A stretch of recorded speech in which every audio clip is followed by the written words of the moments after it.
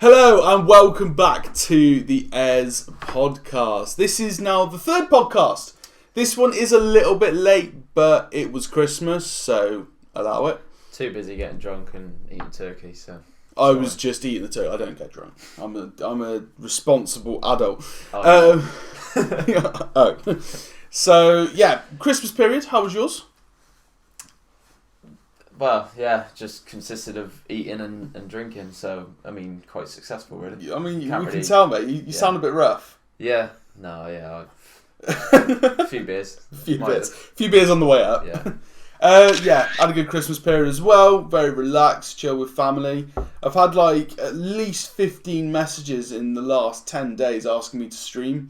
Right, yeah. And I've just got no time. I want to stream again, but YouTube has kind of taken its toll. I'm kind of doing quite a lot of that at the moment, enjoying it. And Christmas, I spent loads of time with family, loved ones and all that jazz. So I didn't get a great deal of time to do other stuff. I barely gamed, which we'll talk about later. To be honest, I didn't really get a lot of the family stuff I wanted to do either. No. So I can't imagine it being possible to then also stream in amongst that. Yeah, so I was a bit all over the shop. I was with two different families, like doing all the responsible adult stuff that we should be doing at this time of year. Talking of the YouTube grind and how that's kind of taken its toll, I've tried to edit the channel a little bit because I realised that a lot of the content going up there was just clips of this podcast. Yeah. And the clips, even though, you know, the podcast itself is good quality content, as an individual clip, for some of them, it wasn't really worth doing. So, what I've tried to do is make it so that I've got more original videos on the channel, as well as having some clips. Those clips are going to be like higher quality clips, like proper deep discussions that we have today. Well, it's like we were saying earlier, it's kind of going to be sort of main stuff that we talk about. Yeah. And also the sort of smaller clips are just sort of merge. Yeah, they might merge into a bigger clip that's already being put up so as a it's clip. not as if it's not going to be put up, it's just the less important stuff, I guess, is going to be... Yeah, and it also means that there's then going to be a lot in the main podcast that won't be seen in any clips, which is quite good. So it gives like a good reason for you guys to actually watch the whole podcast as well as just watching the clips, because there's going to be a lot more in the podcast than there is in just the clips that go out of it. I'd like people to continue to like and comment and all that jazz on all the videos. Some of the videos that have gone up recently, I think people are thinking, oh, it's just another clip from the podcast, when really it's actually like a full-blown video that I've made. So make sure you check them out, click on them. If it is just a podcast clip and you've already watched the podcast, then fair enough, click off. But some of them won't be. Mainly the comment. Yeah. Because that's what we will then look at and, then... Yeah, 100%. The next video, or, that's kind of the whole point, is not just me and you talking, but also everyone else being involved and having their sort of say as well. So for me, the comment is the sort of most important, and likes obviously help, but definitely, because I think comments are the sort of most important. Not only is the podcast discussion based, but most of the content I'm making on my own, apart from the ones where I'm doing, I don't know, I've got some where I'm doing tier lists, ranking Premier League clubs. I've got Reddit videos, which is just having a laugh and enjoying what's on the screen. But I've also done loads of discussion based videos. So it's not just the podcast we need those comments on. The whole point in this channel is essentially a community coming together and chatting about random stuff. It's essentially the premise of the whole channel. The whole podcast is based around that, and the other videos are kind of based around that as well. So hopefully, we can continue to get you guys commenting away, and that is definitely something that we want to see. Before we jump into the main topics of our podcast today, New Year's coming up. Yeah. What are your plans for it at the moment? At the moment, nothing solid. Meant to be going out in Cheltenham, but not really. I remember going out in Bristol a couple of years ago, and it was just so busy. There was just literally no point. No. Just so for me, New Year's has always been quite overrated. Oh, massively. And it's kind of more about. I think the best thing about New Year's, potentially is the actual New Year's Day. Going to Cheltenham races. So you're going to go to the races this year? Not this year, no, but it has been good previously. So yeah. But yeah, for me, like New Year's, it's just a different year. Well, for me this year, it's I'm working, right, so I'll probably be in bed by 10. Yeah, fair. And New Year's to me anyway is something that is massively overrated. As you said, like going out on New Year's, I've only done it once, and I had a good night. But it's just the same as every other. It's the same as every other night, and I remember busy. Right. So Cheltenham well. Some of you guys might know this chain of nightclub, Moo Moo's. Yeah. I was in Moo Moo's, and I'm out for my first time out for New Year. I was like, oh, it's gonna be mental. Like, it's gonna hit New Year. Everyone's gonna be like, oh yeah, Happy New Year, like embracing everyone. Yeah. Dancing along to some songs at the bar, having a few drinks, and then just hear the DJ go, and welcome to 2016, Happy New Year. I was like, what? Yeah. Looked at my, guess what time it was? 11:30. 1:15.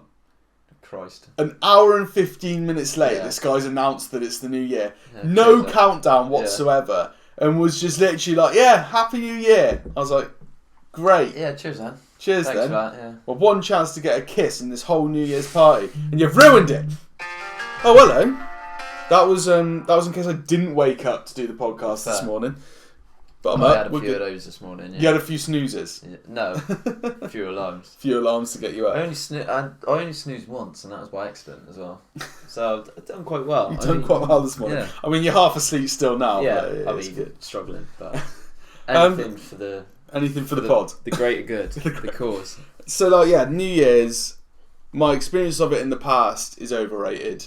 Yeah. I won't be doing anything this year. In fact, I might be editing clips for this. Yeah, fair. On New Year's Eve, because likelihood is people will want to either leave work early, or the ones who do live there will want to go to bed early.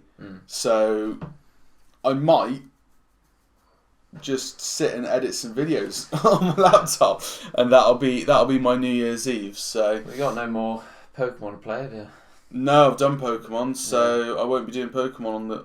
To be fair, I'm lacking a Switch game. I was going to say, what have you got now on the Switch to? I've still got Octopath Traveler, which is like a Final Fantasy-esque sort of RPG thing that I was playing before Pokemon came out, but I'm very much lacking sort of a game to play on the road right now. So I'm waiting for hopefully a good one of those to come out in 2020.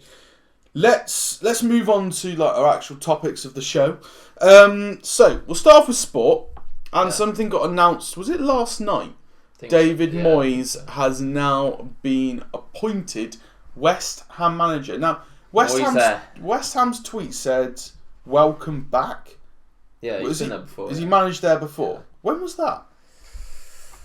I'm pretty sure it was about 6 to 9 months after before being Everton? Sacked from Man United. Oh, is it? Yeah. So how long was he there for? Was it a short stint? Was it just a caretaker? I don't think it was too long. I think it was probably a year or so. I don't know whether he was sacked or whether he left or what, but pretty sure that it was after Man United.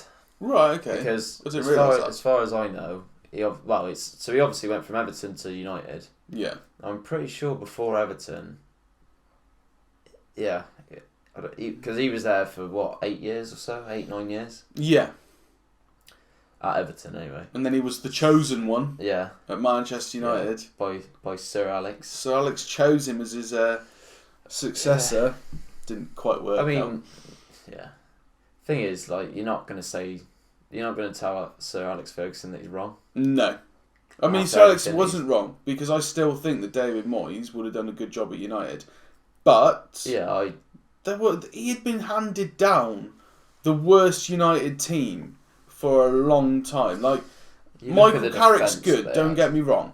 Yeah. But he was the standout player the year before, was Michael Carrick. Phil Jones and Chris Smalling. Exactly. Before Chris Smalling went to Italy and suddenly become a beast. Suddenly became the best English centre-back to grace the pitch. But, you just look at the team and you sort of think, Christ, they're so average. They were bang average, and the thing is, average. Sir Alex won the league with them. Yeah, that shows just how good he was. That's the most embarrassing thing, yeah. that out of everything is the most embarrassing. Although it did help that Van Persie slotted 25 goals or whatever. Yeah, so he was mental that season. Is that season the one where Wayne Rooney plays that big ball over the top and Van Persie volleys it in? I think so. Yeah. That was a sublime goal. Speaking of which, actually, I did make a video the other day. Sublime goals. Speaking of sublime goals, I wasn't talking about your goal. No, that clip is still not being entered into any of the chat. I don't want to get. What do I need to do? I don't want to get sued by Sharpness. Yeah, that's what it is. But yeah, I made a video looking at all the goals of the decade, and I've had to scrap it just because I feel like it went against quite a lot of YouTube terms of service, using a lot of Sky Sports footage and stuff like that. But that Van Persie goal was in there, and it was pretty incredible. But do you think David Moyes will now succeed at West Ham? I think West Ham are pretty much screwed anyway. Yeah. Kind of like Arteta joining Arsenal until he's made a few transfers. Not really anything. Well, I've heard people saying about Arteta, it's going to take like 3 years just to get the ethos of the club back to the way it should be. At least. I mean, you look at, say, Man United, then how long has it been since Sir Alex has... 7? Yeah. 7 years? So 7 years. And even they, as the self-proclaimed biggest club in the world, obviously, have still not got back to where they were. They haven't won anything since, really. Have they won anything since? And I wouldn't even say they're... I guess they're closer, obviously, but I wouldn't even say that they're close to being back to where they were. Like, no, nowhere near.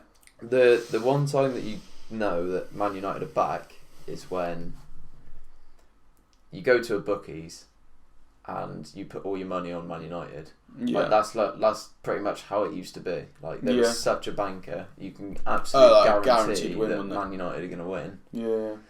So, yeah, I think when you've got, obviously Rashford's sort of picking up now, Martial's kind of come back into it a little bit. He's doing very well this season. Is he already on 10 goals this season? Don't know. Something like that. Know. Or 10 goals and assists. Pogba's sort of back and needs to keep playing, basically. I just don't like him. I say just his character, like, as soon as he came back in the team, I feel like the spirits of some of the other players just went down and just became a bit more mellow again. Yeah. There's something about him just doesn't sit well with me. There's a lot of hype and not necessarily a lot of result out of it. Like him for based France, on the whole, time that he's been there. Him for France, he's like hailed this legend. Yeah. And he plays really well for France. But he was unreal for Juventus as well. Yeah. Something about him at United. I don't know what it is. Yeah. But speaking of maybe that's why he left to start with, and maybe he's gone back and he's realised it's just the same as it used to be. I mean, if I was a Man United fan, I wouldn't really be too fussed if he left. If he got sold. Because even though he's not played particularly well over the last few years, you're almost guaranteed to still have a large amount of money coming in for him. And then that money can go on whoever you want it to go on. Because people know sort of how good he can be. So. Yeah, exactly. So you're paying for the old Pogba as opposed to the new. I think maybe. Speaking of like the Premier League and Man United being a sure bet for you at the bookies once upon a time. Yeah. Liverpool. Are they a sure thing? Equivalent, yeah. Are they the equivalent now? Even when they played Leicester the other night. Yeah. I was thinking, right, it'd probably be, 2-1 Liverpool, 3-1. Be quite a tight game till the end. But it'll be Liverpool. It was kind of... it doesn't matter who they play now. It's just like, other than when they lost to Napoli in the Champions League, but it's just you just look at the game now and you sort of think Liverpool are going to win. But even then, haven't Liverpool already qualified through the group? in the Champions League when they lost that game? No, I think that was it the phenomenal? first sort of, because they effectively got two round of threes, haven't they? And I think they lost their away game to Napoli. Right. Okay. But Premier League wise, they're literally just wiping the floor with everyone. Yeah, and it seems to be like, even when they play badly, they win. Yeah. And that's what Sir Alex always said was like the true sign of a champion. Like, if you win the game after playing badly, that is what makes you a champion. Yeah. So would you say that Liverpool have won the league already? Is it a done deal? I mean, it's got to be on it, really. They're just so many points in front that you just can't imagine them bottling it. They've bottled it once already. That was a massive bottle as well. Yeah. Because that was the whole Steven Gerrard slip-in against Chelsea. Kind of ruined Demba Ba. The Newcastle hero coming through ruining Liverpool's day, which is just playing rude considering how much money they gave you for Andy Carroll. Things you love to see. Things you love to see. But I think, I'm not going to say it's a done deal because it's never a done deal in football and it's never a done deal in the Premier League. No. But as you said, like being so far ahead in points would be massive cock-up now. I think the last time that a team was, 10, 11 points clear was probably Newcastle back in the 90s or early 2000s? Yeah. That old Shearer and all that.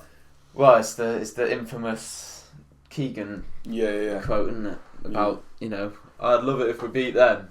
And it's just, I'm pretty sure they were 10 points clear. They bottled it. I don't see this Liverpool team having the same mistakes that the previous Liverpool team had. Saying that, watching the highlights from the weekend, Van Dijk did a massive cock-up which nearly led to a goal. Alisson kind of bailed him out. So Van Dijk's got the ball, he's turned, he's done the Steven Gerrard slip. Yeah. It's got whoever it was has gone through a shot and Alisson's parried it away. Yeah. But I was like, that's just a sign that guy is human. A little bit. He is human. I mean, he's pretty much a robot most of the time. Yeah. And he's unreal. But everyone does have the odd mistake, don't they? But I just feel like I don't see them getting beat. I just don't. I have to agree with what you said. Really, I don't think they're the same Liverpool as they was last year. Yeah. So I mean, for me, I think it's done, which is unfortunate, really, because we're not even in 2020 and the season's over. I mean, we've still got another 4 or 5 months of the season, and it's effectively. There's a topic later that we'll talk about that people are saying are the reason that Liverpool are winning so many games. Right. And I feel like because of that, people will look back on this season and potentially say that this season doesn't really count because it was such a waste of time because of VAR being in the game. I mean, if you got a trophy in the cabinet, then I'm sure no Liverpool fans can argue it, but just to wind up every single Liverpool fan in the world, every other Premier League football supporter is going to say that season didn't really matter, did it? Because just a trial run just a trial run for the next year. I mean, we'll get onto that later on. Now, Premier League, the last thing I want to talk about football-wise, so you guys can stop skipping through the video, Willow. We see you. The last football-related thing that I want to talk about is the fact that, just a little update, Amazon Prime Video, they aced it on Boxing Day. The quality of the video on my TV screen was insane. It was so good. And I watched it at the parents' house, so my dad, who is a Chelsea fan, my brother, who's a Liverpool fan, and me, who's a United fan, basically watched football from 12 until 8, 9, 10 p.m. Ideal day, isn't it? But the quality at my mum and dad's house, the internet's crap, but the quality was still really good. It was just I don't know. I feel like they're just a step above the likes of Sky Sports. When I've used Sky Sports before, I've talked about the buffering, I've talked about the dodgy pixelation screen and stuff like that. This was just perfect from start to finish. I mean, because because they've got so many games being commentated on at the same time, you don't get your perfect commentary pairing. No. But it's still, I thought it was a really good experience. Really enjoyed watching it. Did you watch any of the games over that? Yeah, so I watched Leicester Liverpool, Man City Wolves. Yeah. Was obviously not Boxing Day, but the day after. Yeah. I didn't watch any of Newcastle Man United, to be fair. And I'm quite happy that I didn't. I was going to say, I think you'd be quite happy that you didn't watch that. It was a brilliant first, 25 minutes. Yeah. And then it's just like downhill from... Because they got the goal, didn't they? Scored first. Longstaff scored. Got a false sense of hope. Yeah. And then United, I mean, some of the United goals were pretty decent. It was just a really good team performance attacking wise. Defensively pretty poor. I think it was the third goal that was a screamer, I think. Who was that by? That's what I got told anyway. I can't remember, be right. If I'm honest with you. But yeah, no, it was a good experience. But yeah, in terms of Amazon Prime, I feel like they've sort of stepped up a little bit compared to last time. I think they've added a couple of things. They like you were saying just now about the commentary. You're not necessarily going to get the best commentary team, but there was no one that I watched over that week and went, well, they can't commentate, they're rubbish. Yeah. They had Alan Shearer for the United game, and I was like, that's decent. Like, Alan Shearer was good. He was good to listen to and stuff. And you sort of need people like that because, obviously as himself being a Newcastle fan,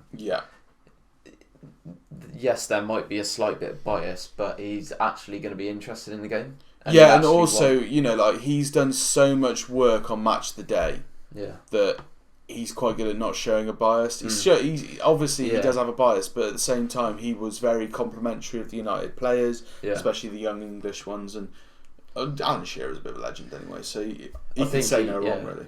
I mean, he's been doing it long enough for Match of the Day, hasn't he? So I think he's sort of learned to, like you say, put that sort of bias cap down and just be sort of critical of the actual game itself. And he's been there, he's played it. He has been the top scorer in the Premier League. Like he's an icon. He can basically say what he wants. So we're going to move away now from football. There you go. Stop crying, people watching at home that don't like football. We're going to go to a different sport, boxing, because it's happening. 7-figure Gibber is taking on Jakey after a massive, what would you say, like public demand, basically. This is essentially happening because Eddie Hearn has been I reckon he's been on Twitter chased. And he's gone, or Instagram, whatever, and he's gone, Christ. Yeah, I've got to do this. Yeah. Because, Anderson Gibb, right, as a YouTuber, hasn't got a great deal going for him. He's a FIFA YouTuber who, I mean, I've watched him in the past. I think he's very much, his target audience is teenagers. Right. One of those like sort of teenager silly funny jokes that he kind of plays. I think as his viewership has grown older, he hasn't changed his style of videos to match them. So I feel like as a YouTuber now, I personally wouldn't watch him, but this could be really good for him. Yeah, I mean, I have never really watched him until, I mean, what would it have been, about 18 months ago when the whole, KSI Logan Paul started? Yeah. And I just say, obviously, he then, had this hype created with Jake Paul, and you sort of think, that's when I kind of knew of him, but I never really looked into him a lot. No, so I knew I'm trying to think. I noticed him maybe from Calix videos and Cal Freezy videos more than anything. He's a funny bloke. He is funny. Yeah. He's very good at playing the humour against himself. Right. Yeah. As opposed to making jokes and punchlines. But I think from what I've seen boxing wise, he's very good. I can't comment. So what's he? Has he had 2 fights now? Was he on the Joe Weller undercard? He might have been. So I think he was on the Joe Weller undercard. Yeah, definitely on. No, because he wasn't on the KSI Logan Paul undercard. Oh, was he on the first one? He was on the first one. He went against Jay Swingler, the TGF bro guy. And and that fight went the distance. that he won on points. Yeah. But I don't know what happened in the original or whether he fought at all. Someone in the comments let us know. Did he fight in that first fight? But the whole like calling Jake Paul out. Jake Paul saying, "Oh no, I'm going to fight KSI," and Eddie Hearn just goes in an interview and says he's going to have to go through 7-figure Gibber first, and that's like, if Eddie Hearn has said that, you're not going to get the fight. But the thing is with Eddie Hearn, he's clever enough to know that that's what everyone wants. That is 100%. So why would you do anything other than that? Like, if he say if Jake Paul and KSI is the sort of not end goal, but you know, if end goal for Jake. Yeah. Don't think KSI gives a second. Or even I don't know whether KSI would sort of want to box anyone after. Probably would, but if he would actually box anyone after Jake Paul, I don't know. But I think if that is sort of the end goal for Eddie Hearn, you may as well. It's kind of like Anthony Joshua and Tyson Fury. They're not going to put themselves. He's not going to put them against each other straight away. No, because he's got at least 2, 3, 4, 5, 6 fights that he could have beforehand. Yeah, you make money from each of those fights leading up to making a lot of money on that last fight.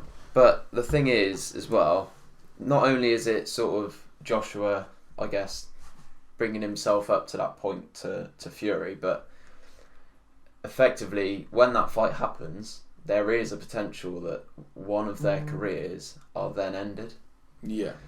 So you wouldn't want to end someone's career, because, especially Eddie Hearn, because he wants to then make money, doesn't he? So if he ends someone's career, it might be a good fight or might be good entertainment, whatever. And that one fight would make a lot of money, but he loses the chance, doesn't he, to make loads of money before that even happens, because it's like with the Night King versus Jon Snow. Yeah. You didn't see that fight happen in season 1 of Game of Thrones, did you? Otherwise you wouldn't get another 7-8 seasons. 7-8 seasons. You build up to a climax. Yeah. Like with everything in life, Jack, you build up to a climax. You do. And I think that having this fight, to be fair, it could stop him gaining more money, because if Gib wins, do you see Gib fighting KSI? Doesn't make any sense to me. No, I mean, I think the biggest attraction to all of it is the sort of genuine feelings between, say, KSI and Logan Paul. Yeah. Like, they pretty much hated each other. Oh, they absolutely hate each other. They probably respect each other, but they definitely hated each other. Mm-hmm. And then you look at Gibber and Jake, and I don't know whether it's not the same sort of level. No. But I think Gibber's sort of invested himself so much into it. Oh yeah, it's what all he's living and breathing at the moment. Jake's kind of tried playing it off and not actually being bothered. But it's kind of, I think he kind of has to now. I think, like you were saying, Eddie Hearn's come out and said, "You're not going to fight KSI, you're fighting Gibber." Yeah. Kind of.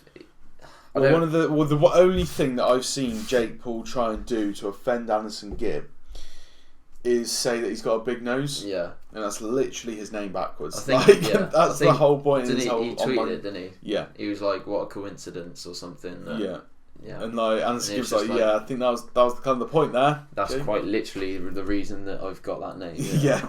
So I think it's going to be good.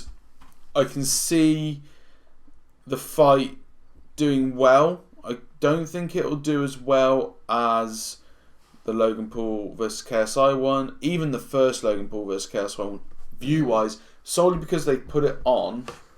I think they put it on the same time as the Super Bowl. Christ.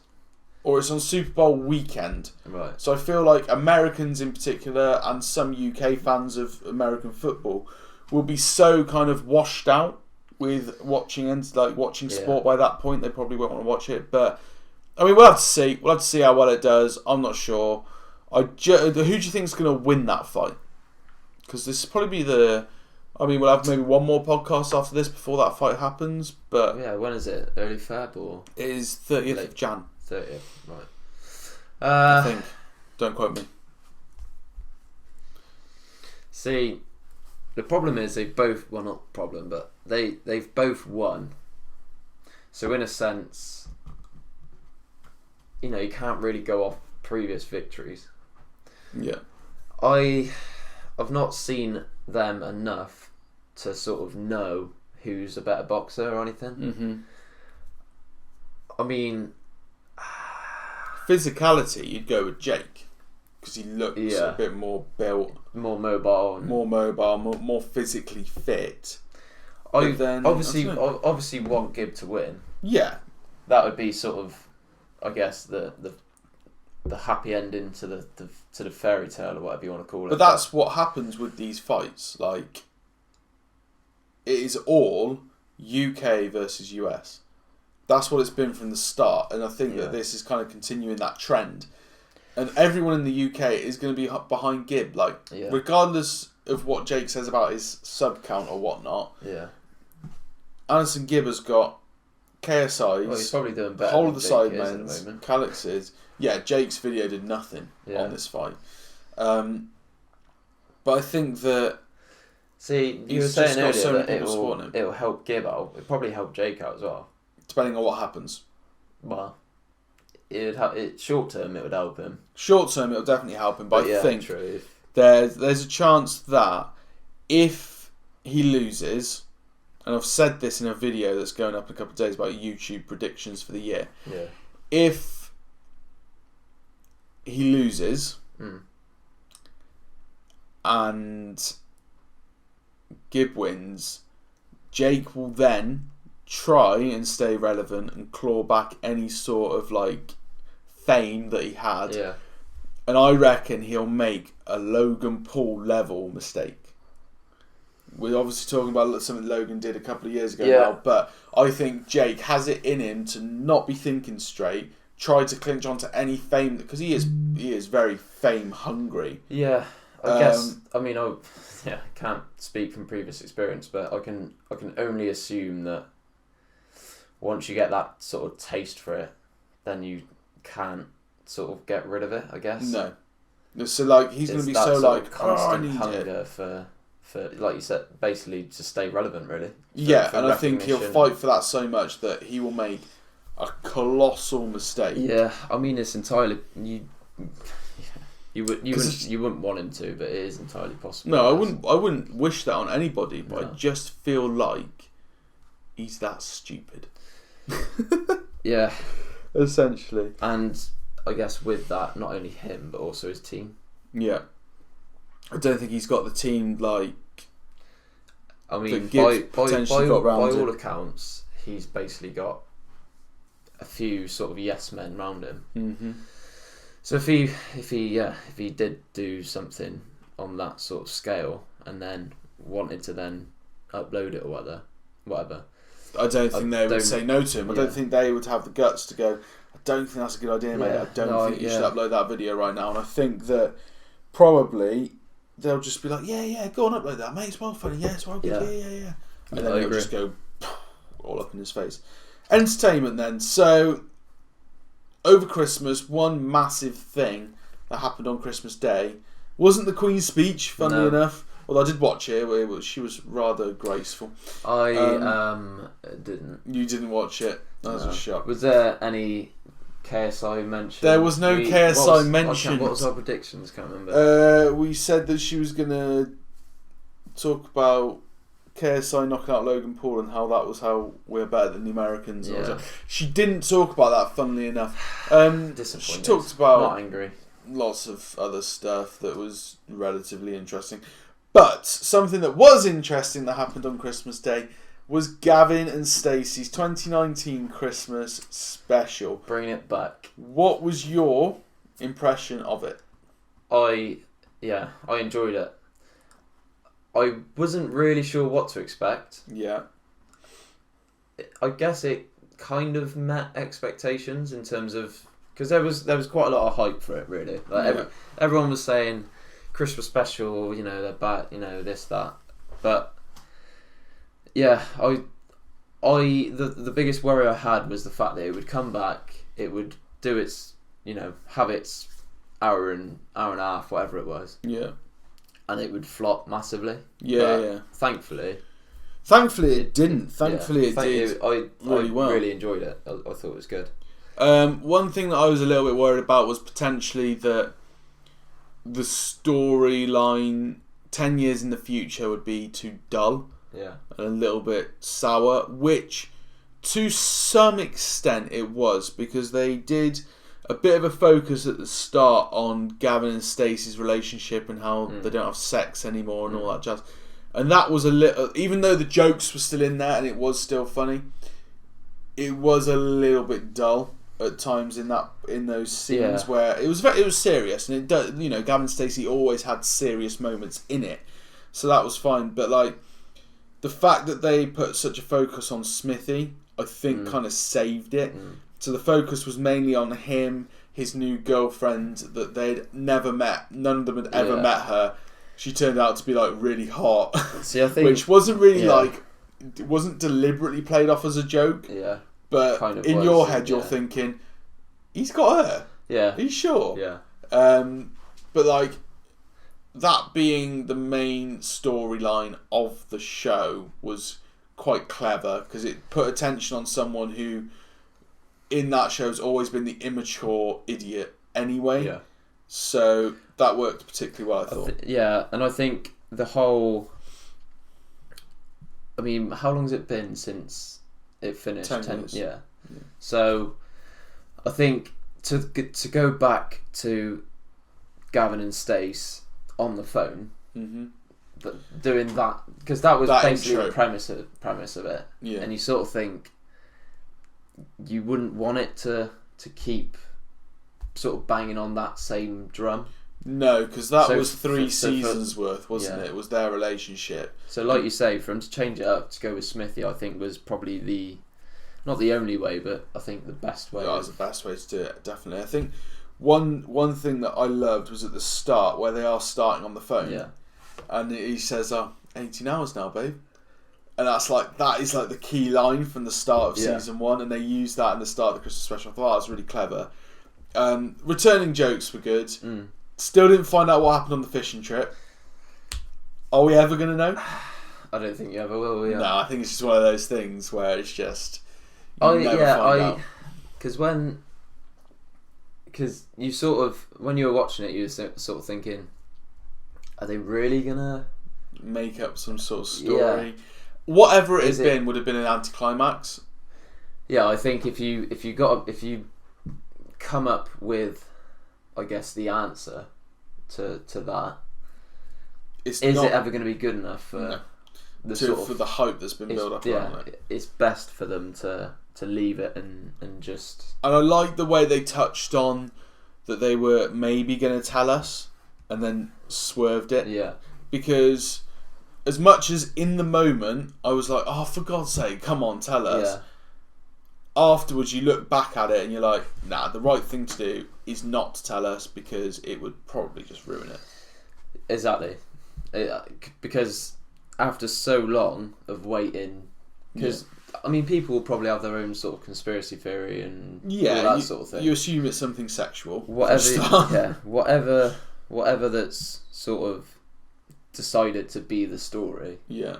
I just think that people be like, oh, we've waited 10 years for that. Yeah. You sort of think, well, yeah. And then they did, so the other recurring jokes that were from old was like, obviously, Ness's son, Neil, the baby, used to get called Neil the baby because he was Neil the baby. Yeah. I absolutely loved they continued to call him Neil the baby, even though he's an 11-year-old boy.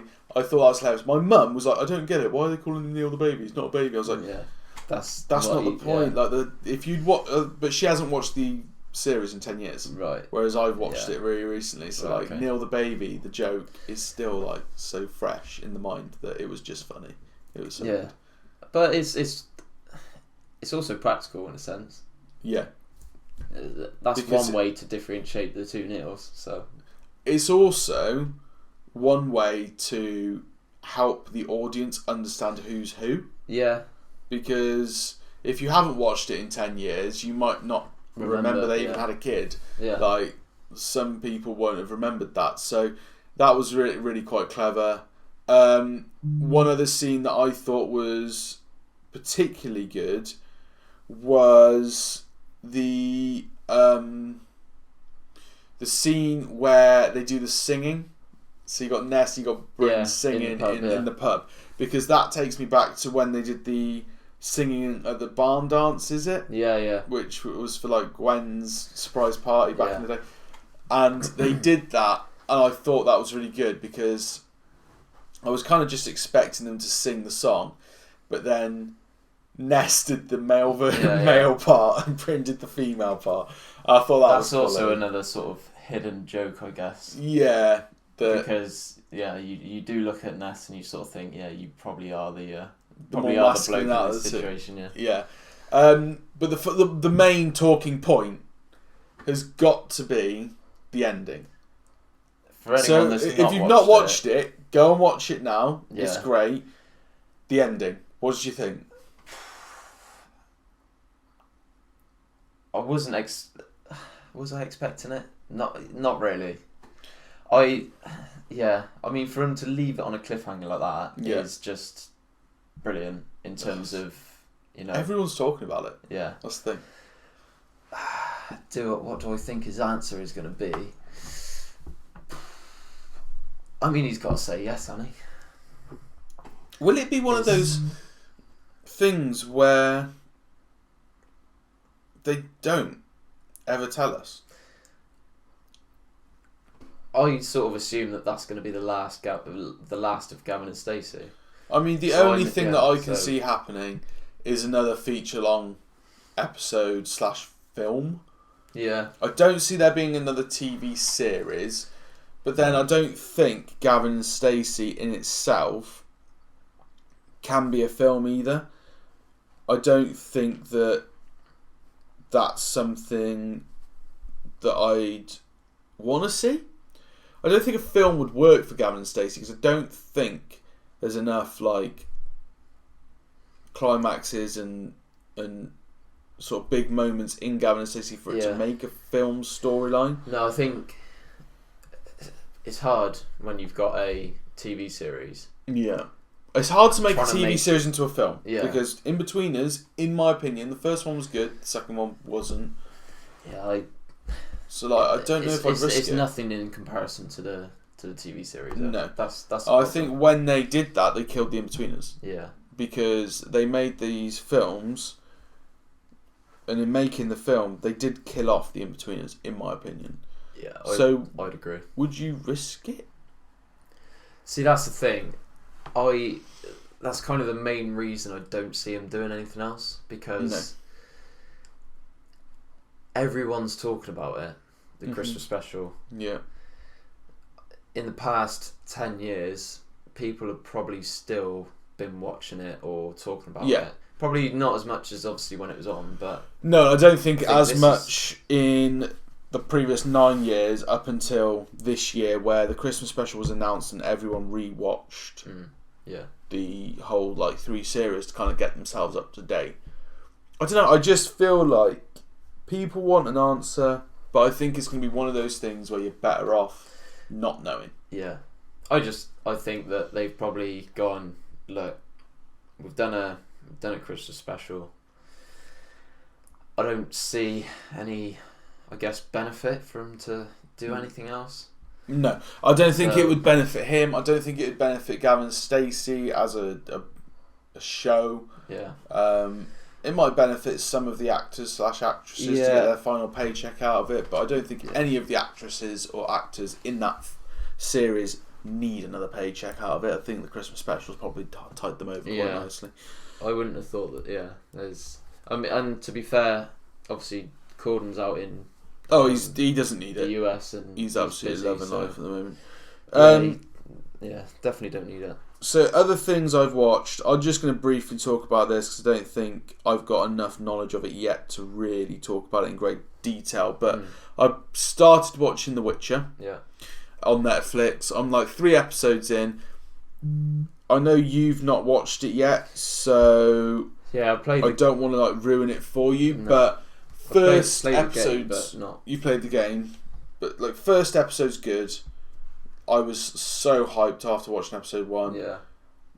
I don't know whether that's the reason why, but I found episode 2 and 3 to just be not quite as good. But then on reflection, I think of Game of Thrones and how I used to go 3 episodes in a row of like story building, conversation. Nothing really happened until you hit a climactic point. I think that maybe that's what The Witcher's trying to do as well, but each episode is a bit like playing the game. Right. In the fact that characters come into each episode and they leave in that episode. I would say there's 5 characters that have been in every episode so far. Right. And even then I think one or two of them only came in episode 2. So like there's only like a very small selection of characters that have been in each episode. Right. And I think the rest of it is very much like playing a video game. You go into the mission. Yeah. You do your quest and then you leave. And that seems to be, especially with Geralt, that's what's happening with him. He's getting people, give him a mission, he goes and does the mission. That mission does add a bit more to the overarching story, but on the grand scheme of things, it's kind of just done. Yeah. But I'm not going to talk about that much more because obviously you haven't watched it. When you do, maybe we'll have more to talk about. Some I do want to watch though. There's so much I want to watch though. Yeah. Season 2 came out. I don't know anything. I don't want to know anything. Yeah. So I've watched, I think 6 episodes. How many are there? Don't know. 10-ish maybe. So you've watched a fair chunk of it then. Is it good? That's what I want to know. Yeah. It is good. So I was again, spoiler alert, but like the way no, in terms of the first season. The first season, yeah, go for it. The way that sort of ended, I was sort of thinking, how are you actually gonna, because you can't then for the second season you can't just redo it because it's just not going to work. So you're then thinking, right, so what else could you do for it to be entertaining and, actually be worth watching? Yeah. And I think what they've not completely scrapped the first season. Right. But it's very much started without giving too much away. It's it's a new story, but they bring it back to season 1. Okay. So they sort of link in. I can't really explain it without giving anything away. Don't risk it. I don't want to risk it. But no, it's good. I think it's the way it's been done is quite clever. Good. I'm really looking forward to watching that. It's on one of my big things this year to watch, alongside like Sex Education, for example. Which, if you watched the first season, watch that before the second season comes out. It's honestly like really, really good. Okay. The final thing within entertainment was this. I've put a video up on Sunday, which was my review of music in 2019. Yeah. Which, if you guys haven't watched it yet, please go and do so. Hit a like on that video. I want to try and get it some traction because it's a video I took a lot of time doing. But I've essentially looked at everything over the course of the year. I did my favourite album, favourite song, favourite lyric, and then favourite live performance as well, just because I had one or two in particular that was really good that I went and watched this year. Yeah. What would you say? We'll keep it quite short and sweet, but what do you think is your favourite song of the year? Maybe not necessarily favourite song, but I think one that's been massively popular is sort of it's kind of between Stormzy. I mean, the first one that comes to mind is Vossibot. Right. I think he's sort of done better songs than that. Yeah, I don't like Vossibot particularly, but it was such a massive hit that I think that's sort of not the flagship of his music this year, but I don't. It's just the first one that comes to mind, really. But like with me, I think that his year, I would say his best song, the one that I like the most is Crown. Yeah. But that's because that's closer to the sort of music I like. But I thought that Own It with Ed Sheeran. That's just such a good song. Is that when they're on about London Town? No, that's Take Me Back to London. That's on Ed Sheeran's album. Yeah. So that's Ed Sheeran's Song in Theory. Right. But the Stormzy one is... Because that's another... I think, to be fair, that's probably out of the two, between Bossy Bop and that. I think that's probably my favourite. Yeah. And you mentioned before we started that Billie Eilish's Bad Guy was one that you think's taken the world by storm a little bit. It's just a catchy tune. It is just like... And it, like, mental. I'm not saying that I don't want to like it, but I've never really thought of myself... If you were to look at Billie Eilish on sort of face value, wouldn't ever be someone that I would choose to listen to. No, same. I wouldn't. I mean, my girlfriend's obsessed, right? Like full on obsessed, to the point that I've agreed to go and see Billie Eilish live. That's your idea. Not my idea. Which I would never. I'm one of those people that's like, if I don't like an artist, I'm not going to go see them live because I don't want to stand there awkwardly and just be like, yeah, great. But it's kind of a waste of time and money, though, isn't it? If you don't enjoy him or. But she's obsessed. She absolutely loves Billie Eilish, and I've therefore, rightfully or wrongfully, had to listen to quite a lot of Billie Eilish over the last year, including her album and stuff like that. There's the odd song which I go, yeah, all right, and like You See Me in the Crown, which is on a FIFA, so instantly gains it a little bit more self-respect, although FIFA's crap. Yeah. That song's good, and there's other aspects of her music which I think's decent. However, it was never really anything that I wanted to get into. She brought out a new song, Everything I Wanted, or something like that, and I like that song. That song's good. The album did well. Her and herself did very brilliantly, to the point where even my Christmas card from my girlfriend has Billie Eilish on the front of it saying, "It's Christmas, duh," which, you know, is funny. Would have liked something a little bit more heartwarming than that from a Christmas card, but there you go. You win some, you lose some. You win some, you lose some. However, I've grown to like her more. Yeah, I think it's one of those that just over time. You just hear it so much, you're like, yeah, all right, I'm gonna get drawn into this. Why not? And one thing that made me actually respect her a lot more, I found out that she has Tourette's. For one, didn't know that. My girlfriend told me she has Tourette's, and then I saw her do carpool karaoke with James Corden. Yeah, and ties you in nicely. See, this entertainment segment's all coming together. Carpool karaoke with James Corden, where, you know, they do the standard carpool karaoke stuff. She's singing her songs and they're chatting away. Do they always sing their own song? Not all the time, no. But most of it is their own music. Right. So they do all that, and then they go to her house. Yeah. And, you know, one of the most popular musicians of the year. What would you expect her house to look like? So you would expect it to be some massive mansion, but I'm assuming it's going to be some like 2-bed apartment or something. So, not quite, but you expect a massive mansion. Yeah. She lives with her mum and her brother. Fair. They still live in the family home. Her bedroom is smaller than this room. Yeah.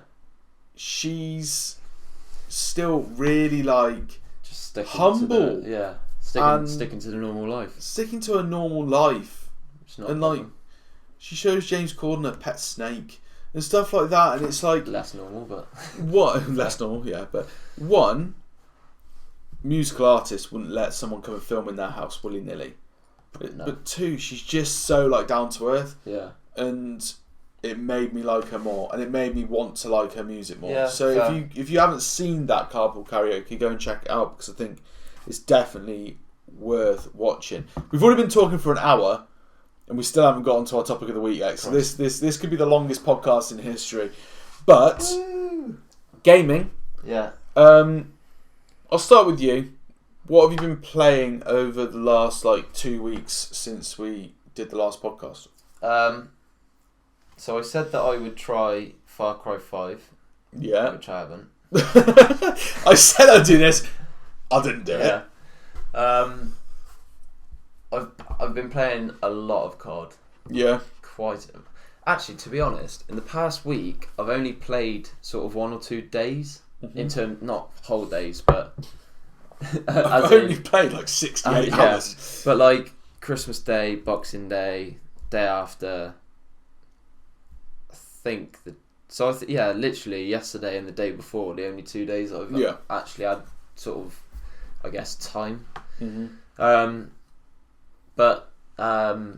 So the only other game that I have played is Assassin's Creed. Hey, you Origins. did keep one of your promises. So I did do one of my games. So and how you finding it? Is it good?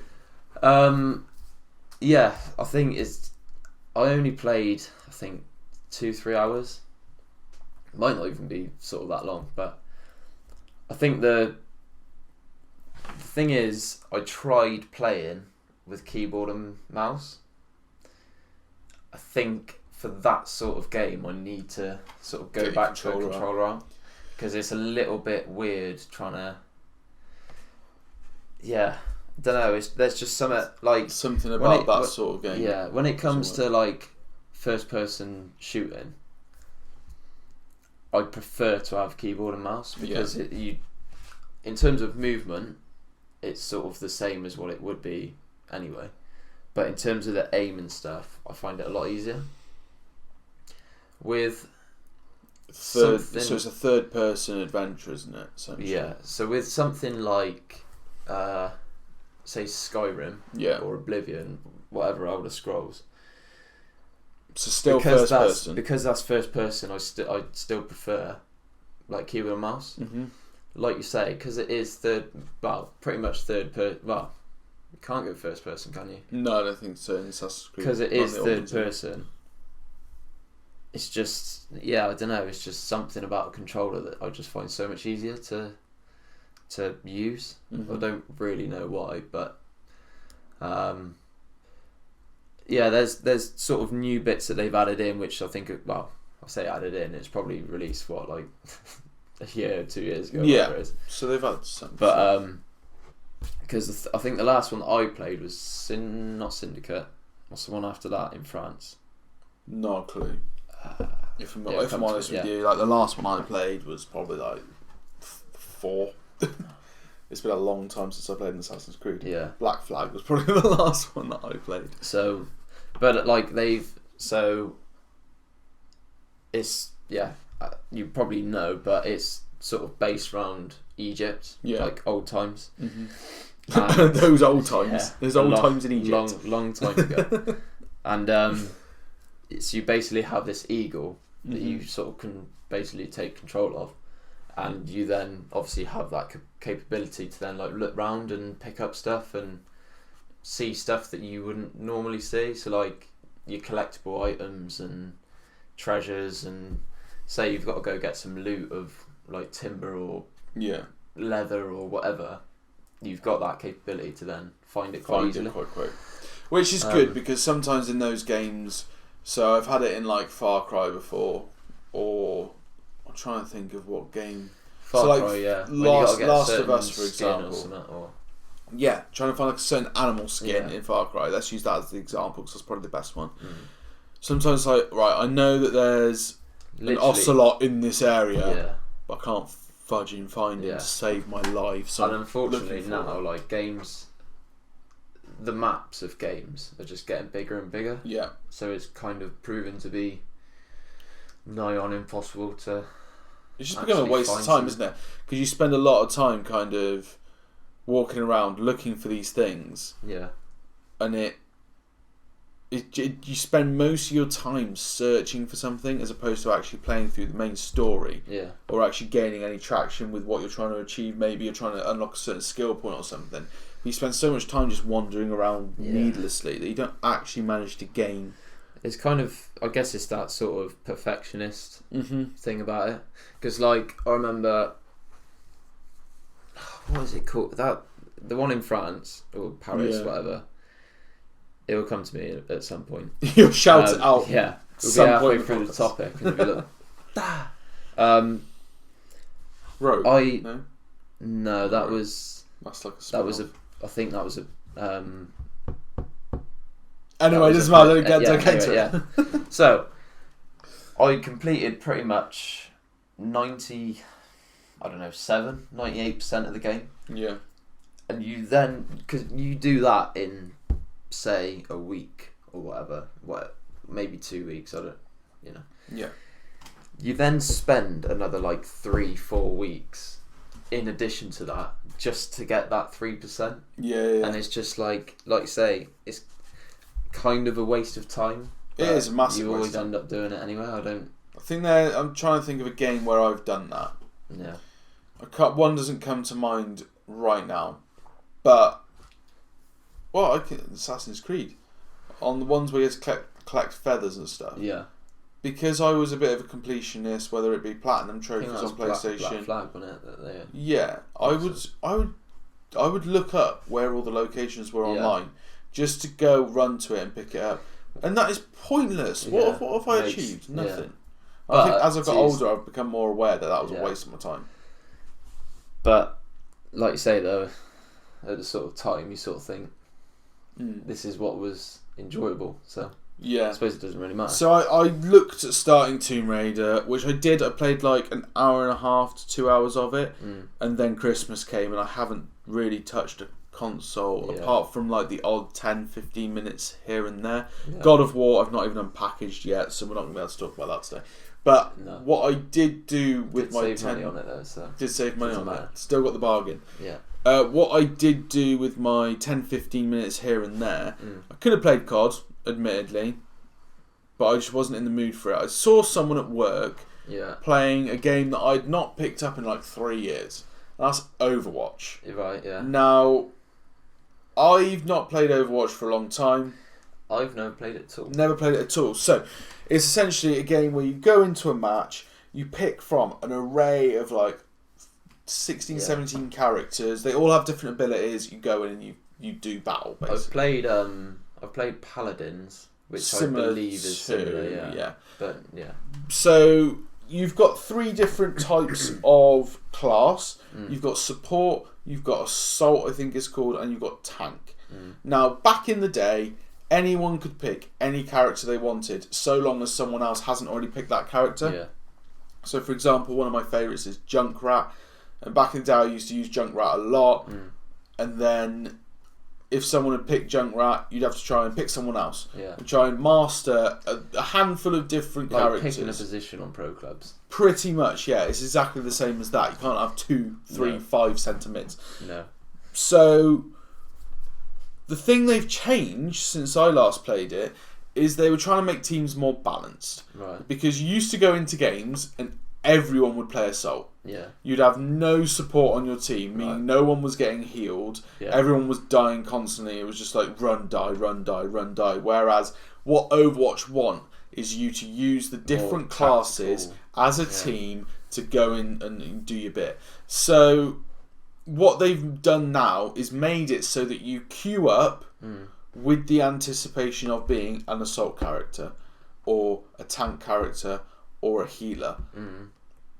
And that's great because people go in and they're guaranteed to play those roles.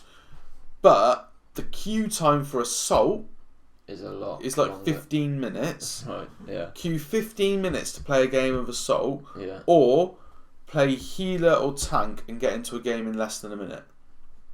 So people are definitely going to start. All the characters I like are in assault. Right. From back in the day. So I've started it. So I'm learning new characters, which isn't a problem because you should do that. You should try and learn new characters. But I've gone back to it and I've started playing tank solely because I can't be bothered to sit there for 15 minutes queuing up a game. Because as I said, I jump on the game, play a match, get off. Because that's all I've got time for. If you've only got 15 minutes spending 15 minutes you're not queuing, going to just queue. Not the one. To then go, can't play now. But I think that it's completely ruined the game because I don't know. Like now, I'm thinking, right, I've got the rest of the day. I'll edit this podcast and try and get it uploaded, make a thumbnail, blah blah blah blah blah. But then I might have an hour or so before I've got to head off to work. I'm thinking, what am I going to do? I'm probably not going to do anything because I can't be bothered to turn the PlayStation on and play a story-based game. Because if I play a story-based game, I want at least an hour. Yeah, you won't have to enough play time it. to... But if I go on Overwatch, I'm what? If I want to actually play the characters I want to play, I'm only going to get 2 matches in, if that. So I was like, I don't know. It's kind of it's given a bit of a negative tone to the game. The community are rightfully annoyed at it because I see it all over Reddit all the time. It makes sense.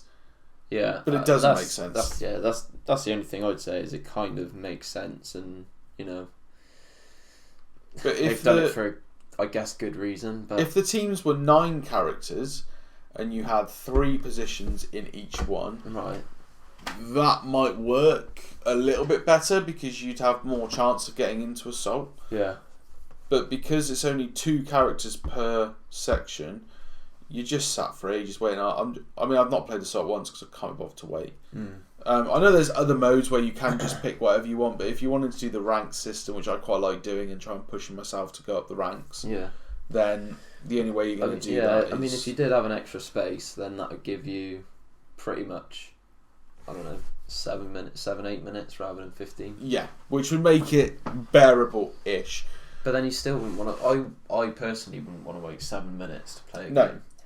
You think, like, if I'm in a lobby on COD, and you don't find a game within a minute 30 seconds, 45 seconds, you'd leave in and go on a search again. Yeah. So I think that we've been maybe spoilt by games in the past that have had such short delays between matches. I mean, like Fortnite, for example. I know it's not necessarily our game of choice, but like, you die in Fortnite, you'll be back on the bus within 30 seconds. Yeah. Like, it's that sharp change between games. I think that's where Overwatch have maybe, still got their niche supporters, but it's not going to attract anyone new to the game, especially kids these days. They haven't got the attention span to wait that long. Which I guess is why Fortnite is, well, not the reason why it's done well, but it's one of the many reasons why. It's taken over the world, isn't it? It's so easy to get, like you say, just so easy to get into a game. Yeah. Topic of the show. We're here. Over an hour in. Topic of the show. Okay. Let's talk about the decade that's just gone by. So what me and Jack are going to do is we've got ourselves 2 topics each, I believe, that are just what we... bring that in just shot. No, I want you to do that on the table. You just, I didn't want it to be right by the mic and just sound like I'm pissing in a corner or something. Just to clarify, he's not having a piss. He's actually just filling his glass up with some water. Because he's struggling massively this morning. I've had too many beers, basically. So we're going to look at the review of the year, and the review of the decade, and just we're going to pick out 2 things that we think kind of symbolise that decade. So I've picked some quite broad themes, whereas Jack's picked 2 things in particular that he thinks have really blown up over the last decade, and he's not wrong. So I think I'll start just because I feel like we've talked a bit about this already, and it's probably going to be something we kind of brush over now just because of the time. But VAR being used in football is very much the end of this decade, but I think it's been something that's been built up to this point over quite a long period of time. So we had goal line technology came in. Yeah. And goal line technology for me is a given. It goes in or it doesn't go in. There's no real controversy there. No. But there's not. VAR has blown it out of proportion. There's not any sort of element for discussion when it comes to goal line. The only thing I guess you could argue is whether it's out of sync or anything like that. But I guess you then just review it and. Yeah, but goal line technology for me, especially when they introduced the watches for the referees and stuff, it's a given. Did it go in? Yes, no. Cool, move on. And they got that instantly, so there wasn't this long period of waiting. No. Which for me, the worst thing about VAR is it's just the fact you can't celebrate. That's it. The goal celebrations don't exist anymore because you score a goal. And like players are just like, well, I don't want to look like a complete and utter tool. If I go over to the corner flag and I'm like, yes, look at me, I'm the best player ever, for it to say no goal behind me on the big screen. Did you see the Wolves one last night? No, so I've not watched. No, actually no. So right, I watched the highlights. The most embarrassing VAR disallowed goal I have ever seen. So I watched the highlights on Sky Sports. What was it, BT? No, Sky Sports' YouTube channel, and it makes no sense because they show the goal going in, and then they just go, "Oh, it's disallowed for offside," or disallowed for whatever it was. Show what? And they didn't show me the VAR decision being made, whereas highlights from the Premier League in previous Sky Sports videos, they show it you in detail. They're like, oh yeah, no, he does look a little bit offside there. This one they brushed over, which makes me think that they got 100% wrong, but obviously I haven't seen it. You have. It's effectively I can't remember who the player is. Johnny. Was it? Yeah. Yeah, he's pretty sure he's a right winger, isn't he? Yeah, he's a winger of some sort. He's someone's. I think it's a right back who's played a ball into him. Yeah.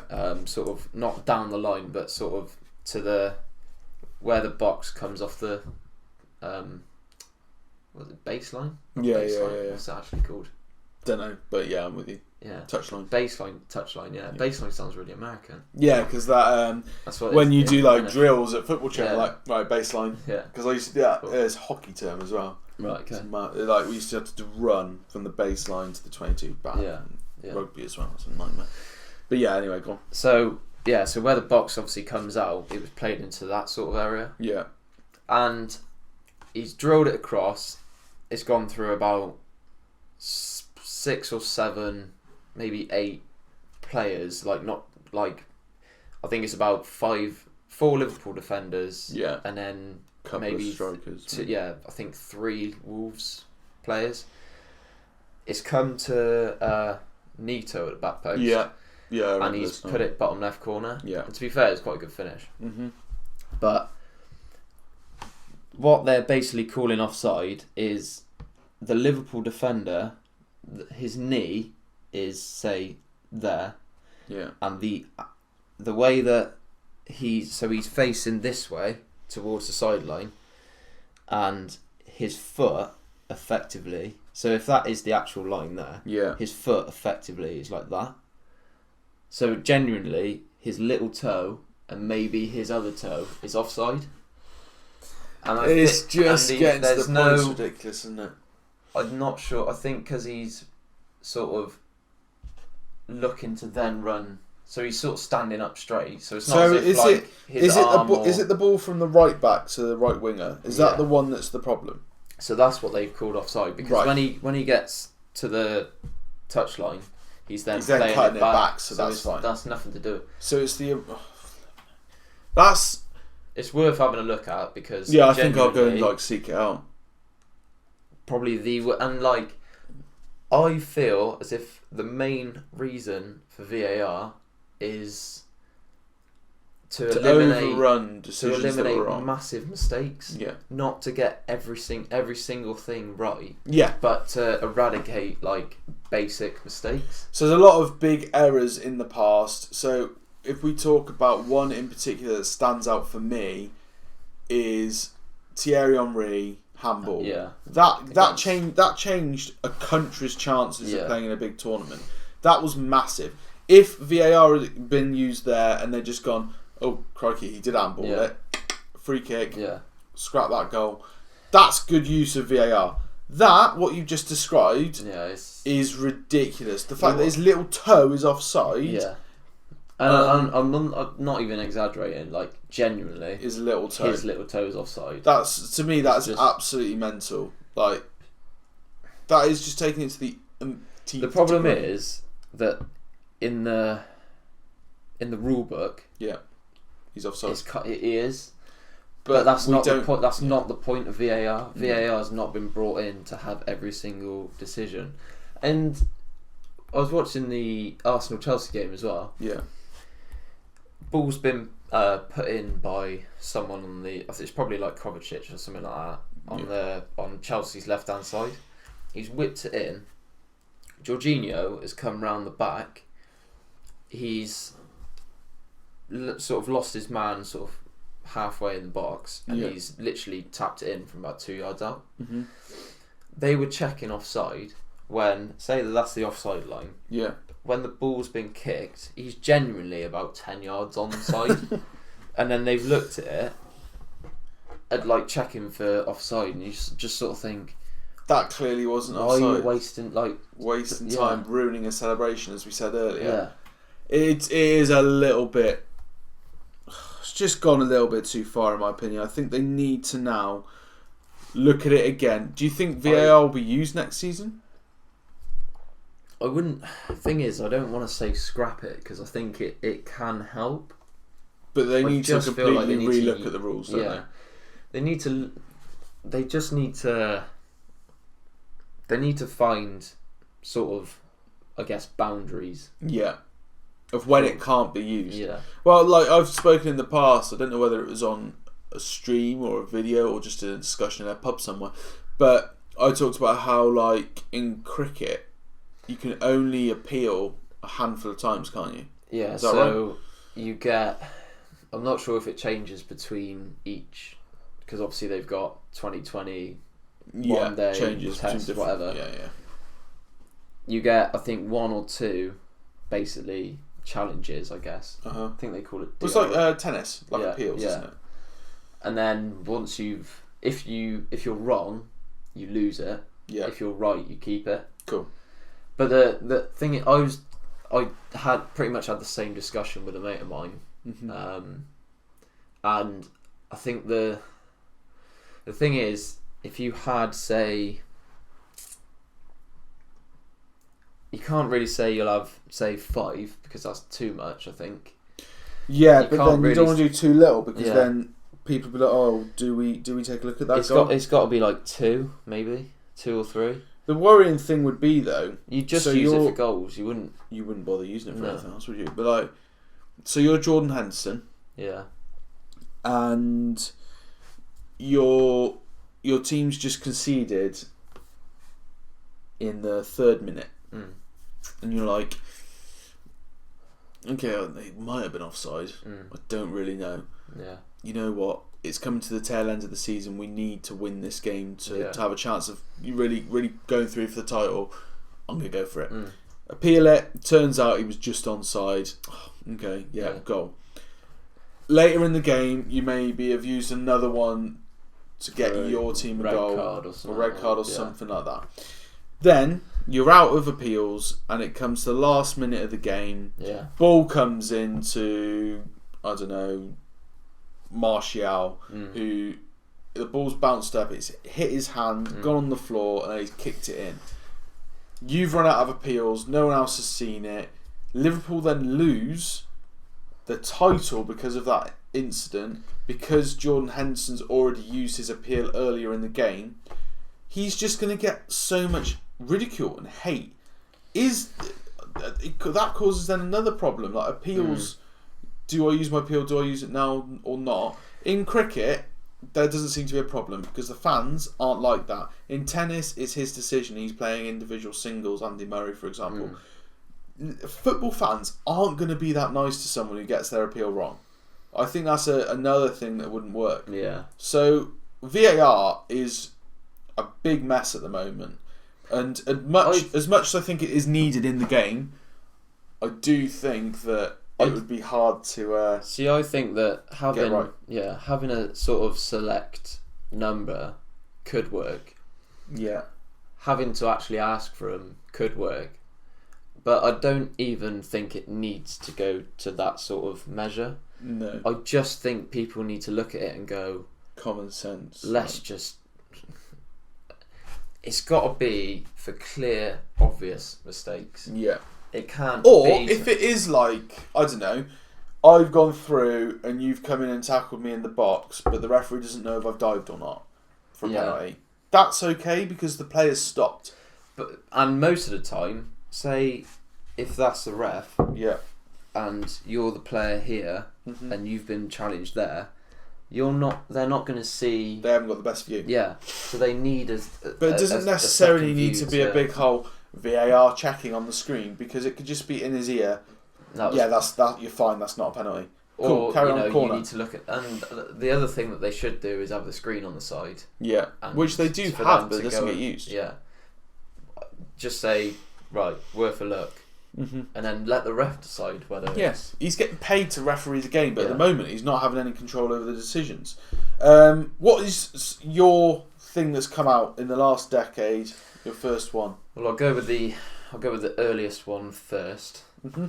So the iPad, which I didn't realise. Well, I knew it was a long time ago. I didn't realise it was this decade. I thought it was sort of tail end of the last one. But yeah, I thought it'd be late noughties. Yeah, so 2011, I believe. The first iPad. First iPad. Out. I mean, and to be honest, it's kind of. I don't think it's the iPad itself that's. Well, no, I guess it is. That's what the revelation is, yeah.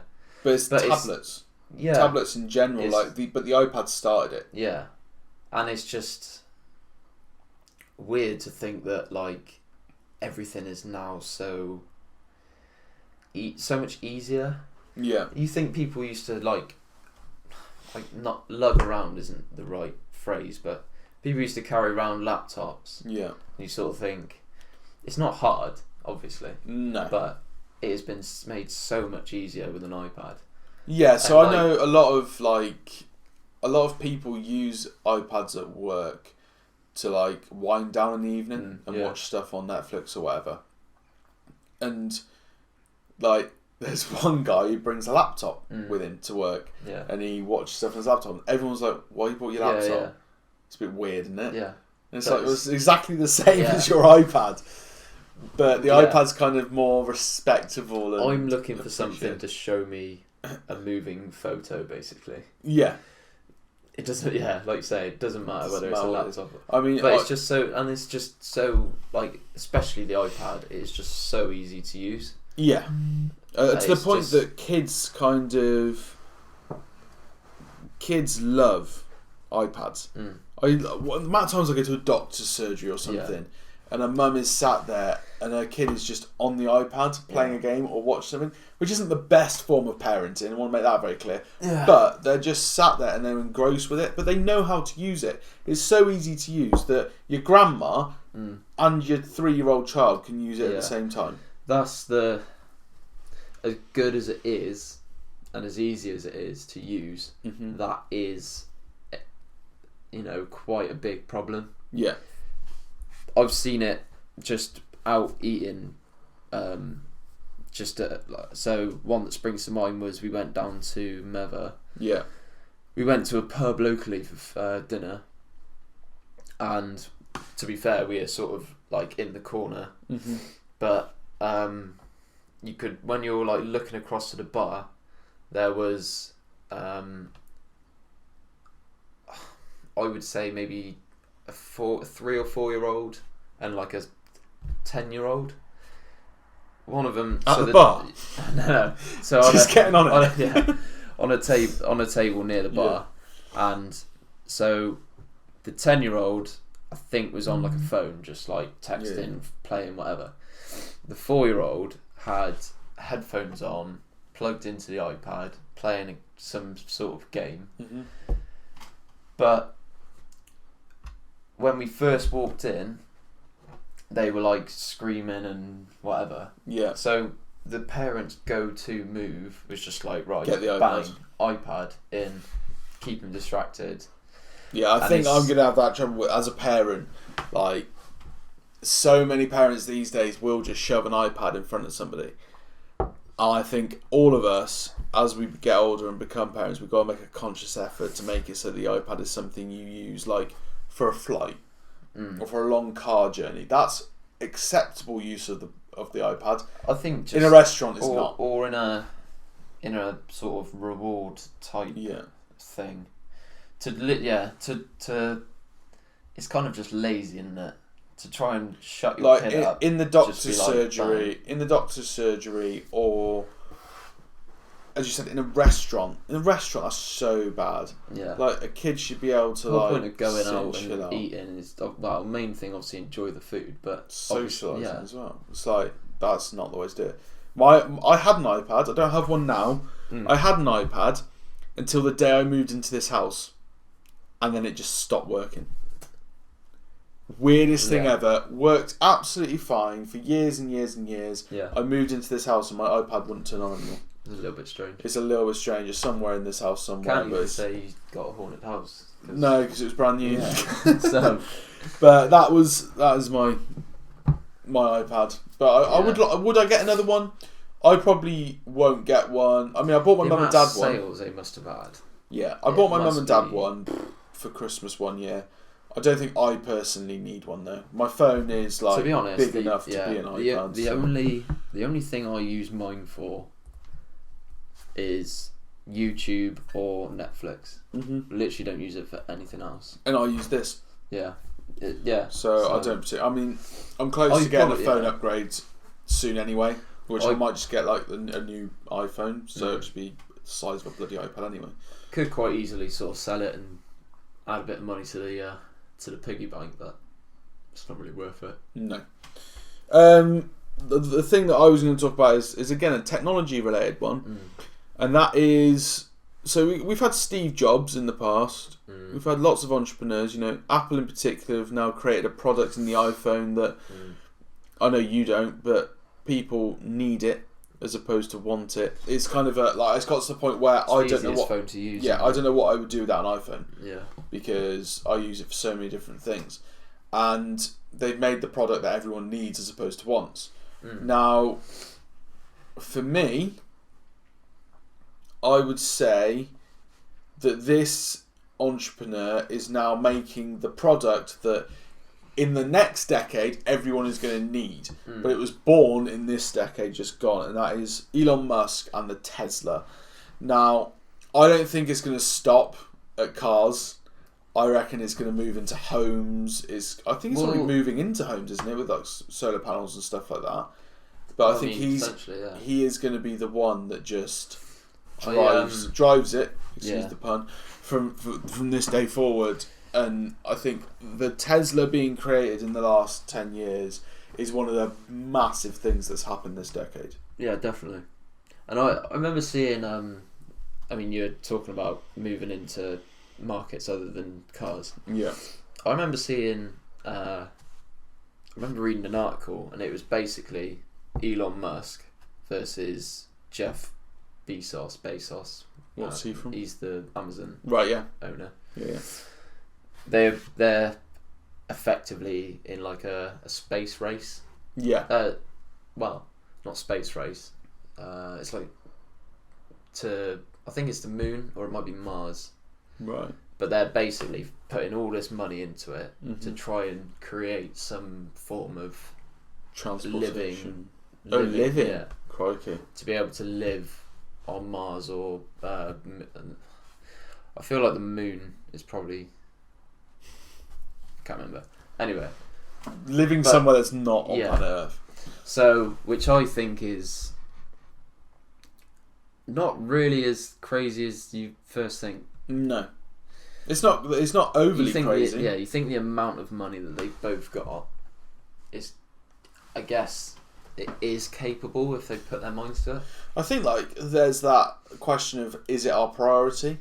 Like, are we better off trying to maintain the planet we've got, or finding a way to live elsewhere? And I think, you know, in both with each of those people, less so the Amazon owner, but with Elon Musk himself, he's kind of trying to find a way to do both. He's finding a way to live our life that we live here on planet Earth, whilst also doing it more sustainably. Yeah. But also, he's trying to find that way of living elsewhere, which to me scares me more than entices me. I don't think I would personally want to do it. Yeah. But I want a Tesla. I guess wouldn't want a Tesla. I guess the question you got to ask is how long until we're past the point of no return in terms of this planet. Yeah. Because then, if you are past that point, then you have no other option but to find somewhere else. Yeah. Whereas if you are able to do something, then it's best to do it and try and live where we're living. And it's so much, obviously it's easier to stay here because we've already got a vast amount of things, resources established, Yeah, we know how this planet works essentially as well. So we know how to get water, we know how to get food. Yeah, so we have sustainable ways of doing services, those gas things. services, electricity, train lines, bus lines, taxi, everything under the sun schools, is here hospital, already. Literally everything that you would ever need. But if it did get to the point where we couldn't live here anymore, it's people like them that are driving the way forward now, which it's not your politicians, it's not anything like that. It is. I mean, really, politicians aren't as powerful as they might like to think. No, it is your Elon Musk, who's got billions and billions of pounds that he can spend on. Money talks. Yeah. So talking about money in terms of the Tesla though. Yeah. I think that is. Not only does it help the environment, but also, they're quite pokey little things. So I imagine, say, everyone wants one. Well, the Tesla truck got announced. Yeah. I mean, that's ugly as fuck. But people still pre-ordered it. Really? A lot of people pre-ordered it. Yeah, I haven't seen anything post announcement, but no, I saw the announcement. I was quite surprised. Thing where he smashed the window. Yeah, which is quality. But I think that I'll ask you this: so money-wise, the Tesla costs average £60,000 at the moment, right, for a car. Do you think in the next decade Teslas are going to become affordable for average Joes like me and you? Or do you think it's going to be a celebrity car? Or a rich person's car, which is what it seems to be at the moment? I think it'll be the same as an iPhone, where it started at what, 300-400 quid? Mm-hmm. Actually, no, that's going the other way, isn't it? Yeah, the iPhone got more expensive as time went on. But okay, so I guess the point I'm trying to make is that the price isn't necessarily the biggest influence.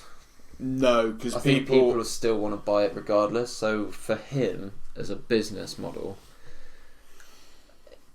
if he's selling a lot already, it wouldn't make sense to drop prices. No.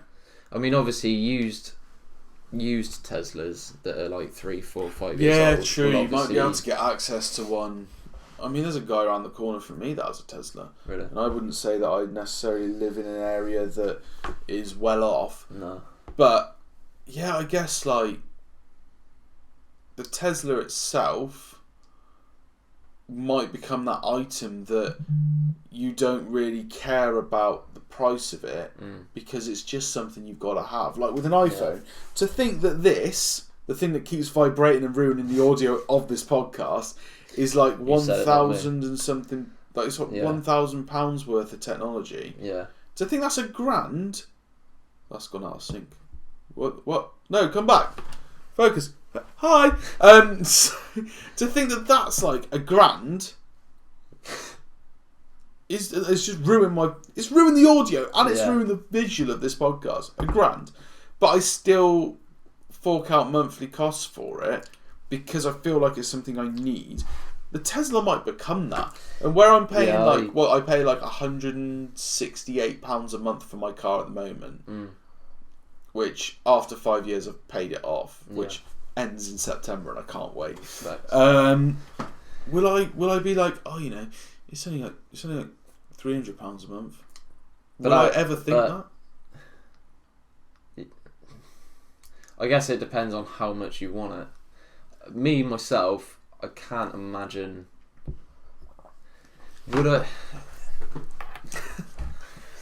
I'm not massively enthralled by it. So no, I'm not sort of willing to put my hand in my pocket and pay a rather large sum. I don't think I could. I really like the Tesla, but I don't think I could ever justify spending that amount of money on it. There are other companies, of course, getting involved in like the electric car sort of world, like Vauxhall just released one, haven't they? Vauxhall are releasing the Corsa, which by the time it comes to me trading my Corsa in, I might just go for it. But is it going to be as good as... The other element is a sense of trying to help. That's why I want to, yeah. Like, you know, obviously in terms of greenhouse gases and all that sort of thing. Yeah, to help the planet and to battle climate change. It might. You never know. They might at some point. Won't be anytime soon, but there is a potential at some point that they will ban petrol and diesel cars, and you might have to have an electric car. Do you know what I want? Like, so one of the big things for some people with an electric car is charging it costs money. Yeah. Which is obvious because you have to pay for the electric. So just filling up a fuel tank, but people are like, oh yeah, but my electric bill will go through the roof. They don't really have the intelligence to think that they're already spending like double that on petrol. Yeah. But like for me, I've got solar panels on my house, so I never actually really pay for electric. In fact, I make money from my house usually because despite all these lights and cameras on, I don't ever actually spend that much money on electric. But the day that they have a car with a solar panel on the roof of it, they've won. Like I won't care how much it costs to take my money. The only way that they, I think, could sell that if you don't live in England. Well, yeah. Someone gets sun. If they can somehow make it so that the solar panel doesn't stand out. Yeah, so like nobody would want to. I feel like you could build that into like the carbon, like the not carbon fiber, but like the design of the roof is black. The glass could sort of. Yeah, it could work. I think they could do it. Whether they will do it is another thing, though. I don't know. But that is, you know, a massive part of the last decade, and I think more so a massive part of the next decade will be. Yeah, it's definitely going to. Elon Musk, him. It's definitely going to sort of go down that road, and it's not as if it's going to like crash and burn or anything. No. I guess the next step would be like electric planes. That would be mental. Or electric trains, which they've already got, I believe, in Japan. They got the bullet train. Is that electric? I can't remember. Not. A lot of trains are electric, aren't they? Are they? Oh yeah. It must be. Yeah, because you don't have steam trains. You don't have steam. You don't fuel a train, do you? Surely not. Surely. I wouldn't put money on it, but surely not. Like your standard Western Rail? Yeah, it's got to be. I don't know. Someone in the comments, let us know. 1, do you want to buy a Tesla? 2, are trains electric? It must be. We're going to move on. We're moving on. Anyway. What was your second one? Is one that I was personally in love with at the time that it came out. So I guess it's quite literally. Go. Yeah. Yeah, Pokemon Go. So right. It's kind of, I mean, obviously you've had like Fortnite and other massive games as well. Mm-hmm. But obviously the difference being the fact that everyone's like getting out and about to find some. I absolutely loved it because like it made gaming like more active, but it also made it more accessible for those who don't game. Yeah. So like, how easy is it to literally get your phone out and go like that and be like flick a little bit and walk. But I loved it because over the that was when I was starting the Matty's gaming channel. Well, not starting it, but that's when I was trying to move away from FIFA for the first time. Yeah. And I was like, I'd love to try and make a video on Pokemon Go. Yeah. I just never had the balls. I never had the guts to go out and film myself in public. And I've put that. I've got a video going out this week about my personal goals for YouTube this year with this channel. Yeah. And one of them I've said I want to be able to have the guts to go and film in public. Right. I'm going to drag you into that massively because I want to do football. I want to do football videos. Yeah. Where we go out and we like try and recreate goals and stuff like that. All right. So that's one thing I was never able to do with Pokemon Go, and I remember Ali A. Yeah. Vic Star 123. Yeah. And Lachlan. Lachlan, I think, was massively. Lachlan was huge because it was like I liked watching him because it was in like mainly Australia. Yeah. Sometimes America. Yeah. And he was just living somewhere that was quite interesting anyway. Yeah. Like Vic Star 123 and Ali A, for the most part, were doing it in the UK. And I don't know, I find those guys, I at the time found those guys entertaining anyway. But I wanted to make a video like they do. Because they go out, they play Pokemon Go, and they had like people around them were playing it. Yeah. And it was like proper, like really hyped up moments. I think because you look at gaming on like a first, well, like back then, like your face value is sat on a sofa in front of a telly, playing, not moving at all. Yeah. And I think the fact that it's kind of like, it's basically Nintendo though, isn't it? Like, because they've done it with Switch as well. Yeah, they're always trying to do something different. But actually, being able to be on the move whilst playing, is just, I don't think anyone would have thought that at the time, other than potentially Nintendo. Yeah, I don't think... It might have been like a thing that people tried doing and it never worked, but... I think there was definitely games out there, that, like Game Boy, for example, Nintendo again. Yeah. But like Nintendo PS Vita, PSP was big in Japan, but they never really did anything for that would have been based the Western market. That would have been following Game Boy though, wouldn't it? Really? Yeah. Everything started with Nintendo for mobile gaming and the ability to play a game in public. The Switch for me has made a big step because it's been the one that I've gone, I'll play that in a cafe. And I do that at work now. When I get a little bit of spare time, I go to a cafe and I sit and play my Switch. Whereas I wouldn't have done that before with, like, obviously a PlayStation. Can't really do that. When it comes to mobile, there's sort of boundaries that you can't really, like, get through. Yeah. And I think the Switch does that. Yeah, you can only have certain, like, you can only do, like, tap games or, like, swiping or whatever. So I'm looking at my games that I've got on here now. Pacey Bits, which I used to play just to get my FIFA opening pack fix, so I didn't spend money on FIFA. Archero, which you know Archero? Yeah. So like literally, that is just, you literally just move with one finger. Yeah. Pokemon Go. I've got old school RuneScape on there. I've never actually opened the app or played it. Yeah. And then Tetris Blitz, which is essentially moving your finger, swiping up and down. So all of those are very much simple one finger jobs, which, you know, there's only, as you said, there's an extent, there's a limit then to how far a game can get pushed. But then, if we look at like the Switch, you can play Overwatch on it. You can play really in-depth RPGs on it. Yeah, you've got proper games that you can actually play. Actual video games, yeah. Yeah. But like, I go back to Pokemon Go, like, the rise and fall of Pokemon Go was extremely fun to watch from the outside. They must have had, do you reckon, hundreds of millions of people? Yeah. Potentially even, it wouldn't have gone as far as a billion, would it? No, I don't think a billion, maybe 1 billion downloads in total over the course of its life. That's 1 in 7 people. I would say so. I reckon that's a possibility. Yeah. Like people that didn't even know Pokemon were downloading it solely because they were seeing people walk around playing. Yeah. I know people's mums that were playing Pokemon Go. Easy to do, isn't it? So. Yeah, and it was, some people used it as like a fitness thing to like get them out of the house and do stuff. Which is, exactly what it's good. For. It's good.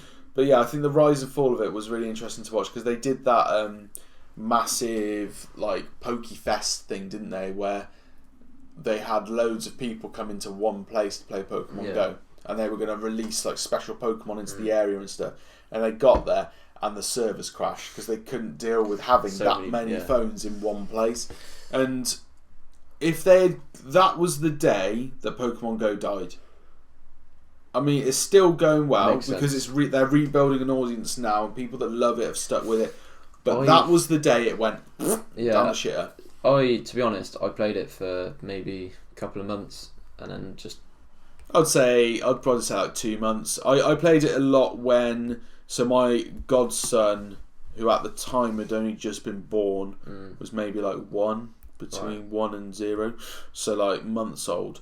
I used to go out with his dad and me, and we used to just walk around with the pushchair around Gloucester, around the docks and stuff. Just like we walk for like, I'd say we'd average like 10 miles walking in one go, because 1, it's good to get the kid outside, but 2, we were getting we lost a fair bit of weight doing that.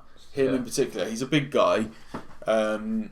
He's got a typical dad bod, and you noticed in those 2 months, like he had to get new clothes because he'd gone down like a waist size. I mean, he's put it back on now, but at the time he went down a waist size just from playing Pokemon Go, which is mad because it's a video game. Yeah, and you're effectively just walking around. Yeah, which doesn't sound like a lot, but it is. I mean, that wrist action. Weights. Great workout. That is.